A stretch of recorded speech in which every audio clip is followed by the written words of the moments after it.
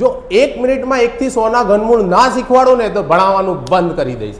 સમજો છેલ્લો અંક ચકાસવાનો છે તો છેલ્લો અંક શું છે 4. તો જ્યારે છેલ્લો અંક 4 હોય ને તો એ 4 નું જ ઘનમૂળ હોય. આપણને અહીંયા છેલ્લો અંક મળી ગયો. હવે છેલ્લી 3 અંક્યા છે ને એને રદ કરવાની છે, આ કેન્સલ થઈ ગઈ. અને જે પણ સંખ્યા વધે ને એનાથી ઓછી સંખ્યાનું આપણે ઘનમૂળ નીકાળવાનું છે. તો 262 કે એનાથી ઓછી સંખ્યા આપણે અહીંયા જોઈશું ને તો 216 છે. 216 કોનું ઘનમૂળ છે? એ 6 નું ઘનમૂળ છે. 64 જે છે એ 2,62,144 નો ઘન છે. સેમ વે આનું આપણે નીકાળશું તો છેલ્લો અંક 7 છે. ફ્રેન્ડ સમજો છેલ્લો અંક 7 હોય તો આપણે જોવાનું છે છેલ્લે 7 ક્યાં છે? અહીંયા. એ કોનું ઘનમૂળ છે? 3 નું ઘનમૂળ છે.